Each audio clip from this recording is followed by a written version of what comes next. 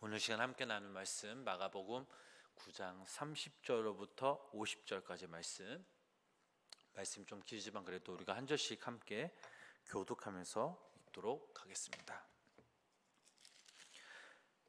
그곳을 떠나 갈릴리 가운데로 지날새 예수께서 아무에게도 알리고자 아니하시니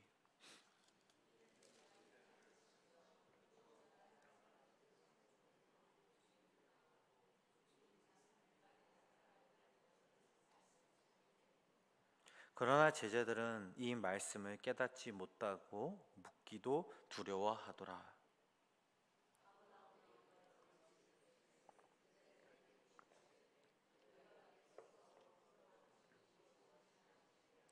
그들이 잠잠하니 이는 길에서 서로 누가 크냐 하고 쟁론하였습니다.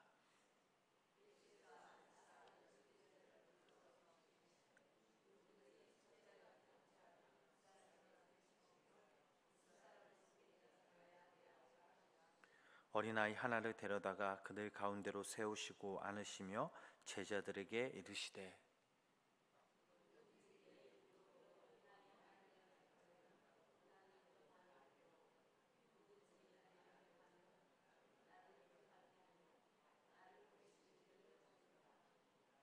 요한이 예수께 여짜오되 선생님 우리를 따르지 않는 어떤 자가 주의 이름으로 귀신을 내쫓는 것을 우리가 보고 우리를 따르지 아니하므로 금하였나이다.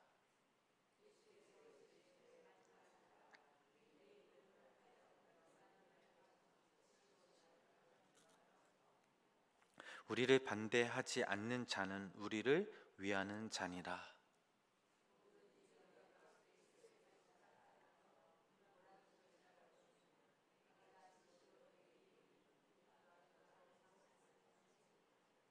또 누구든지 나를 믿는 이 작은 자들 중 하나라도 실족하게 하면 차라리 연자 맷돌이 그 목에 매어 바다에 던져지는 것이 나으니라.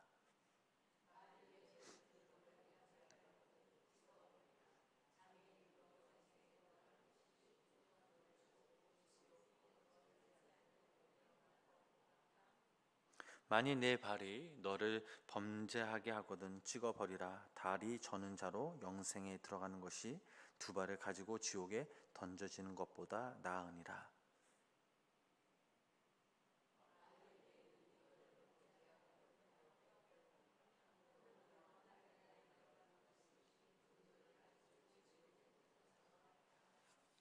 거기에서는 구더기도 죽지 않고 불도 꺼지지 아니하느니라. 우리 함께 읽겠습니다. 소금은 좋은 것이로되 만일 소금이 그 맛을 잃으면 무엇으로 이를 짜게 하리요? 너희 속에 소금을 두고 서로 화목하라 하시니라. 아멘. 오늘도 하나님의 귀한 은혜와 사랑이 우리 성도님들 삶 가운데 또 가정 가운데 함께 하시기를 주님의 이름으로 간절히 축원합니다. 복음서에서 나타난 예수님의 고난 예고는 모두 4차례였습니다. 첫 번째 이 고난 예고는 베드로의 신앙 고백 사건 직후에 하셨죠.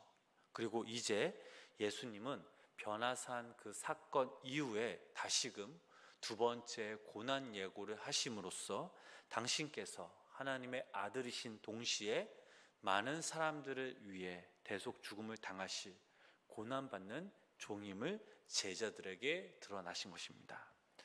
제자들은 예수님의 이 고난 예고를 통해 예수님의 그 정체를 다시 한번 알고 그 고난에 준비해야 했지만, 그러나 제자들은 예수님의 이 고난 예고를 듣고 그 진리를 깨닫기는커녕 무서워하였을 뿐만 아니라 또 다시 누가 큰가에 대한 어리석은 논쟁을 하였습니다. 그래서 마가복음 9장 30절부터 50절 이 말씀은 예수님께서 가이사랴 빌립보에서 베드로에게 너희는 나를 누구라 라고 하느냐 물으시고 자신이 고난을 받고 버림받아 죽음을 당한 후 3일 만에 살아날 것을 가르치신 두 번째 고난 예고로 이 말씀이 시작되고 있습니다. 우리가 이 본문 말씀을 이해함에 있어 주목해야 할 두 단어가 있습니다. 첫 번째로 인자라는 단어죠. 우리 본문 31절 말씀 본문 31절 말씀 우리 다시 한번 함께 읽어보도록 하겠습니다. 이는 제자들을 가르치시며 또 인자가 사람들의 손에 넘겨져 죽임을 당하고 죽은 지 3일 만에 살아나리라는 것을 말씀하셨기 때문이더라. 아멘. 인자라는 이 표현, 예수님께서 자신을 가르칠 때 사용한 표현이었습니다. 이는 다니엘 7장 9절로부터 15절 말씀을 통해 능력과 멸하지 않는 권세자로 종말론적인 메시아의 그 출현을 가리키고 있습니다. 예수님은 자신의 고난을 제자들에게 예고하실 때 인자라는 표현을 사용하셨습니다. 왜 그러셨던 것일까요? 이것은 예수님과의 고난에 깊은 관계가 있습니다. 그러면 왕이신 예수님께서 왜 고난을 받으셨고 왕이신 예수님께서 왜 십자가를 지셔야 했는지 제자들은 도저히 이해할 수 없었습니다. 그래서 본문 32절 말씀을 보면 이런 말씀이 나오죠. 함께 읽어보실까요? 그러나 제자들은 이 말씀을 깨닫지 못하고 묻기도 두려워하더라. 도저히 이해할 수 없었고 묻는 것 자체를 두려워하였습니다. 이는 제자들은 예수님의 십자가를 이해하지 못한 채 이제 가버나움에 예수님과 함께 도착하여 어느 집에 머물게 됩니다. 그리고 본문 말씀에서 두 개의 사건이 소개가 되죠. 또 여기서 우리가 두 번째로 주목해야 할 단어, 바로 내 이름으로입니다. 첫 번째 사건은 제자들이 길가에서 누가 크냐라는 논쟁을 하였습니다. 이후 어린아이 하나를 데려다가 계속 예수님은 말씀하시죠. 그 말씀이 바로 37절 말씀입니다. 자, 이 말씀도 우리 함께 읽어보실까요?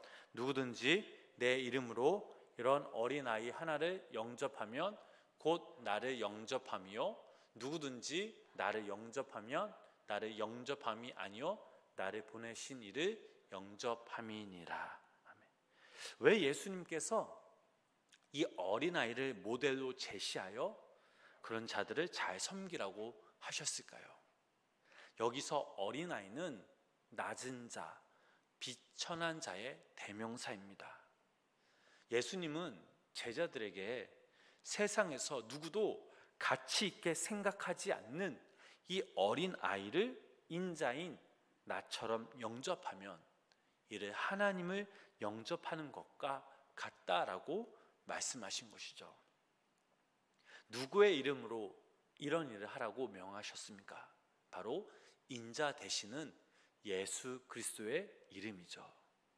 이어 요한이 예수님께 이렇게 여쭤봅니다. 38절 말씀 함께 읽어보실까요? 요한이 예수께 여짜오되 선생님, 우리를 따르지 않는 어떤 자가 주의 이름으로 귀신을 내쫓는 것을 우리가 보고 우리를 따르지 아니함으로 금하였나이다.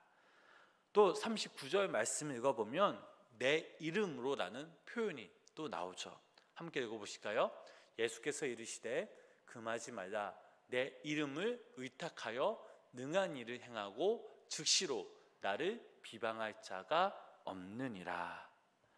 38절 말씀에서 요한이 이렇게 말한 것은 바로 그들의 기득권 때문일 것입니다. 예수님께 더 가까이 있으면 있을수록 더 거룩하고 예수님의 직속 제자들에게만 예수님의 사역과 권세를 허락한다고 생각하였기 때문이죠. 그러나 예수님은 내 이름으로 행한 일이라면 금하지 말라라고 명하십니다. 예수님과 물리적으로 더 가까이 있는 것으로 높고 낮음을 또는 편가름을 허락하지 않으신 거죠. 내 이름으로 행하고 내 이름으로 살고 있는가, 이 말씀이 더 중요하다라는 말씀이죠.